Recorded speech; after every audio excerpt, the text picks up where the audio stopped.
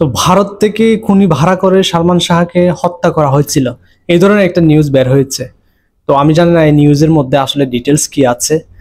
আমরা জানি যে সালমান শাহর মৃত্যুটা নিয়ে বাংলাদেশে এখনো ধোঁয়াশা রয়ে গেছে, যদি ওনার মৃত্যুটা আত্মহত্যা হিসেবেই প্রমাণিত হয়েছে আদালতে। তো এরপরেও ওনার যে মৃত্যু, এই মৃত্যুটা কোনোভাবেই মেনে নিতে পারে না ওনার ফ্যানরা। আর অনেকে মনে করে এটা 100% এক প্রকার মার্ডার করা হয়েছে ওনাকে। তো আজকে এই ভিডিওটির উপরে রিয়াকশন দেব। ভিডিওটিতে কি কি প্রমাণ আছে দেখাবে আশা করি। তো চলুন একবার দেখে আসি আসলে ঘটনাটা কি, এবং সালমান শাহকে এই যে সালমান শাহর জীবন নাশের জন্য কি আসলে বাইরে থেকে খুনি ভাড়া করা হয়েছিল, এই প্রশ্নের উত্তরটা এই ভিডিওতে হয়তো আমরা পাবো। তো চলুন একবার দেখে আসি ভিডিওটা, লেটস গো। ক্ষণজন্মার নায়ক সালমান শাহ 1996-এর 6 সেপ্টেম্বর হঠাৎই চলে যান তিনি। 28 বছর আগে নাকি এই নায়ককে ভারত থেকে খুনি ভাড়া করে এনে হত্যা করা হয়েছিল। অভিযোগ মা নীলা চৌধুরীর। চ্যানেল 24-কে বিষয়ে দিয়েছেন। আচ্ছা, ওনার মা এটার অভিযোগ করেছেন। সরকারের কাছে চেয়েছেন খুনের বিচার।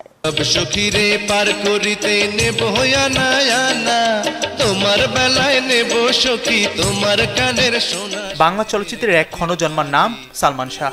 মাত্র 25 বছর বয়সী নিভেছিল যার জীবন প্রদীপ।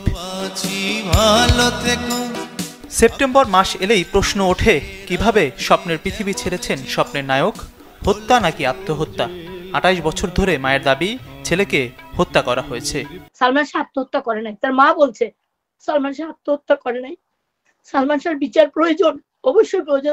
একজন মা যিনি সারা জীবন ওনার সন্তানের বিচারের জন্য আমরা মুক্ত হয়েছি, এখন আহাজারি করতেছেন, বলবো, আমি কথা বলবো। এটা আসলে একটা সুষ্ঠু তদন্ত হওয়া উচিত। কোনো সরকারি সহযোগিতা করেনি তাকে, বরং অপমান, অপদস্থ, ভয় ভীতি দেখিয়েছেন রাজনীতিবিদ আর আইন শৃঙ্খলা বাহিনী। তো বলে যে মা আপনাকে না দুনিয়া থেকে উঠাই দেওয়ার একটা প্ল্যান করা হয়েছে, অথবা গুম করে ফেলবে আপনাকে। আমি বললাম মানুষকে আবার গুম করে কেন? তখন তো গুম টুম জানতাম না, এখন না শুনতেছি, এখন বুঝলাম যে ওইটাই, এখন শুনলাম যে ওইটাই, ওই আয়না ঘড়ি ওখানে ওনার ছেলে মারা গেছেন, এটার বিচার তো উনি চাইতেই পারেন। পার্টির লোকজন দেখতাম, বড় বড় নেতারা, সুরঞ্জিত সেন, তারপর এই যে হাসান মাহমুদ, তারপরে এরা অনেকেই হঠাৎ করে আমার বাসায় চলে আসতো। আমার কাছে একটা দিন খটকা লাগলো যে এরা আমার বাসায় এত আসে কেন। তখন আমি হাসান মাহমুদকে একদিন বলছি যে তোমরা আনটাইমলি আনকল ফর, তোমরা আপনার তোমাকেও বলতাম, ওটা তো জুনিয়র আমার, কেন আসো? বলে আপা একটু চা খাইতে আসি, একটু করতে। আমি বললাম না, আমি পছন্দ করি না। স্বামীরা 3টা বিয়ে করলো, কিভাবে, কি কারণে? সে যে খারাপ প্রমাণ হয়ে গেছে, সে একটা ঘরে তো থাকতে পারে নাই। তারপরে তার বাবা অনেক কিছু করছে, ইদানিং কালে তাদের দেখা যাচ্ছে না। তার মাকে, তার মা, সে আমাদের আসামি, ওরা একটা আসামি কেউ একদিন জিজ্ঞাসাবাদ করা হলো না, উঠায় নেওয়া হলো না, অ্যারেস্ট করা হলো না। একটা মার্ডার মামলার আসামি যদি হয় সঙ্গে সঙ্গে তো অ্যারেস্ট করে, তারপরে আইন যা বলে তাই হবে, তাই না? তারা কোথায়? আমার প্রশ্ন, তারা কোথায়? এবং তাদের কেন ডাকা হচ্ছে না? বনজ কুমারের সাথে তাদের একটা বিরাট লাইন ছিল, এবং বনজ কুমারকে তারা অনেক টাকা দিয়েছে। প্রয়াত এই নায়কের মায়ের দাবি, ভারতীয় কাউকে এনে হত্যা করা হয়েছে সালমান শাহকে। সুকুমার রঞ্জন একজন এমপি ছিল, ইন্ডিয়ান এজেন্ট, ও আমাকে থ্রেট দিছিল, এবং আমরা সালমান শাহ অনেক রহস্য লুকিয়ে আছে এখনো। আমরা জেনেছিলাম সুষ্ঠুভাবে যদি তদন্ত করা হয় তাহলে কিন্তু কারণটা বেরিয়ে আসবে, এবং 28 বছর অপেক্ষায় থাকা অন্য কারণ হয়তো পাবো। করছেন ফুরাবে প্রহর, অন্তর্বর্তীকালীন সরকারের সময় পাবে ছেলে হত্যার বিচার।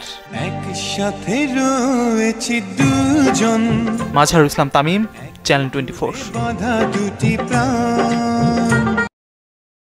এই মেগাস্টার বিদায় নিয়েছেন আজকে অনেক বছর হয়ে গেল, কিন্তু এরপরে ওনার ফ্যান এবং ওনার মা এখনো বিশ্বাস করেন যে ওনার মৃত্যুটা আসলে স্বাভাবিক মৃত্যু ছিল না, এর পেছনে কেউ না কেউ দায়ী ছিল, এবং ওনাকে পরিকল্পনা করেই পৃথিবী থেকে বিদায় দেওয়া হয়েছে।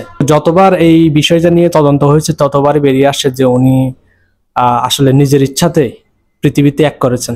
বাট যেহেতু ওনার মার দৃঢ় বিশ্বাস যে ওনার ছেলেকে জোর করে এই পৃথিবী থেকে বিদায় দেওয়া হয়েছে, তো অবশ্যই এটার একটা আরো গভীর একটা ইনভেস্টিগেশনের দরকার। যদি এভাবে ইনভেস্টিগেট করা হয় তাহলে হয়তো অন্য কারণও বেরিয়ে আসতে পারে। এই বিষয়টা নিয়ে আপনারা কি মনে করেন, এবং সালমান শাহর ফ্যান যদি হয়ে থাকেন অবশ্যই কমেন্টসে জানাবেন। আর ভিডিওটি কেমন লেগেছে তাও কমেন্ট সেকশনে জানাবেন। যদি ভালো লেগে থাকে লাইক করবেন, শেয়ার করবেন। আর চ্যানেলটি সাবস্ক্রাইব করবেন। পরবর্তীতে সালমান শাহর আর কোনো ভিডিও যদি আছে অবশ্যই আপনাদের সাথে শেয়ার করব। তো ভিডিওটি আমি এখানে শেষ করছি। দেখা হবে নতুন কোনো একটা ভিডিওতে। সবাইকে অসংখ্য ধন্যবাদ। Take care.